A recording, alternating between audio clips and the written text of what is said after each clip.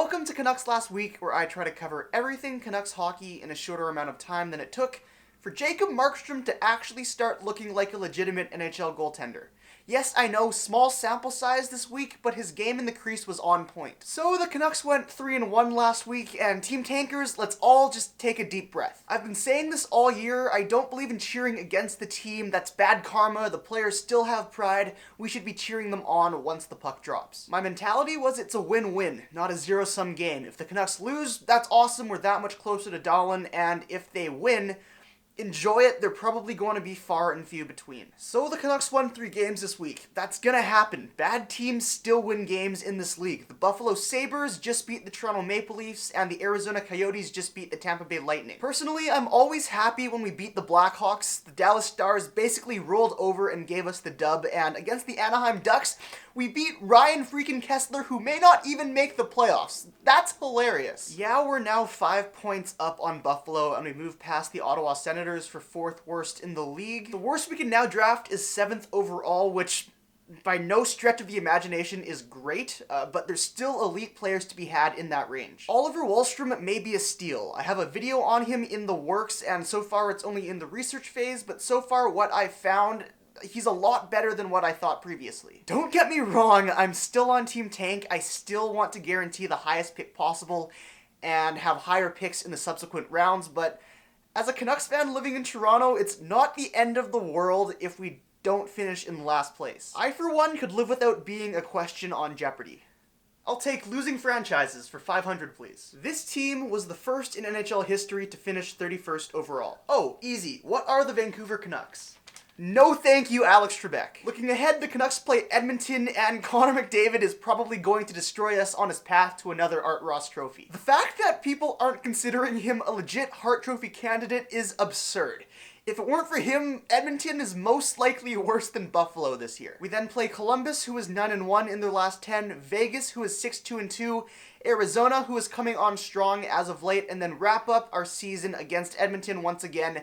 Connor McDavid may go off if maybe someone is challenging him for the Art Ross trophy. The Canucks may not win another game this season, to be completely honest. The only way I see us winning is if Markstrom can steal a couple games and continues his hot play of late. Him, to me, has been the biggest key for why the Canucks have won 3 in the last 4. I don't know what Markstrom's been eating in March, but man oh man has he had a good month. He now has a .912 save percentage on the season, and since the All-Star break, he has a .918. In the month of March, he has a .923. When Markstrom is on, he is on. With his size, by the way, he is 6'6". Like, he is a monster of a human being. So his size combined with his athleticism literally makes him a fortress. It's crazy to me that he's 28 and he's still figuring out how to be consistently on his game, which is just further proof that goaltending is voodoo. His backup, Anders Nilsson, however, has not been great. Since posting a .943 in 4 games during October, he has fallen off a cliff, posting an .893 since that time. It was clear very early on that even though Nilsson was playing well, Markstrom was clearly Green's guy, and Nilsson was barely getting into any games. When he did get into games, it was mostly on back-to-backs, which isn't really great for any goaltender. It's clearly not looking like a good fit for Nilsson and the Vancouver Canucks, so I wouldn't be shocked if they try to move him this summer.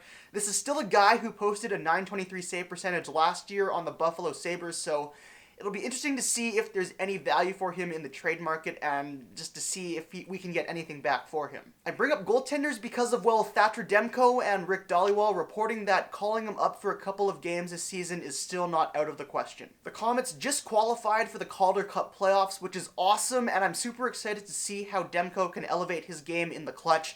He had great performances at the World Junior Championships and in the NCAA tournaments. Also, seeing the Comets play with Goldobin, Boucher, Mott, Archibald as reinforcements on top of the team that's been playing very well under Travis Cull will be very, very fun to watch, especially if guys like Jonah Gadjevich, Cole Lind, and Jonathan Deline also get a chance sometime down the stretch, depending on their respective teams' playoff runs. So, if the Canucks are indeed thinking about calling up Demko, first, let's talk about when this might be. The Comets play today, Wednesday, March 28th, and then have a back-to-back Friday and Saturday to end off March. They then have a 4-day break until they play the Marlies on April 5th on the first of a back-to-back. To me, I think one of the options would be calling up Demko for the April 3rd game against Vegas and then keeping him around for the April 5th game against Arizona. The Comets would have to call up Michael Garteg for the back-to-back against the Marlies or have Richard Bachman play both games. Another option is Demko gets called up against the Columbus Blue Jackets on the 31st and then sticks around for the Vegas game on the 3rd. Another option is Demko gets called up on the 31st to play against Columbus and then sticks around for Vegas on the 3rd and then gets sent back down to play in the doubleheader against the Marlies. Or I guess not doubleheader, but the back-to-back. Garteg would still have to be called up in the situation as maybe Bachman plays on the 30th and then Garteg the 31st. Both scenarios work and shouldn't hinder Utica or Demko's necessary rest in between games. I guess now the question is it a good idea to call up Demko? If it were up to me, I would say yes, let him play a couple games and see how close he is to the NHL. This will hopefully allow him to get a better handle on what he has to do over the summer to improve to get that much closer to playing in the NHL full time. If he does in fact get lit up in the couple games he plays, he doesn't strike me as the type of guy that's gonna let that rattle him, as I've covered his mentality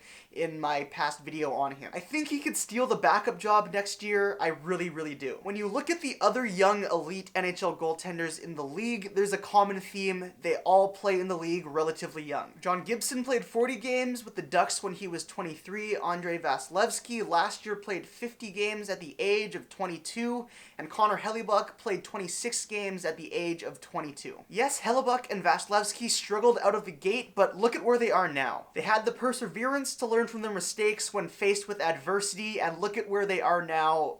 I truly believe that Demko also has what it takes to do just that. Demko could start the year next year in Utica, but I would be shocked if he doesn't end the year as a Vancouver Canuck. Lastly, Adam Gaudette has signed an entry-level contract and is most likely going to play in the Thursday game against the Edmonton Oilers. Video on him hopefully coming tomorrow, but the kid is legit. I don't want to give away the video, but a sneak peek is that he was this year in the NCAA top 3 in contributions for his team's goals. He's going to be a fan favorite due to his work ethic alone. I am very, very, very excited to see what he can do in the NHL. We should tamper some expectations though. The whole comparing him to Kessler is a little whack. I mean, a 70-point Selke season is a very, very high bar. I think he's going to be a very good middle six center who can play in all situations.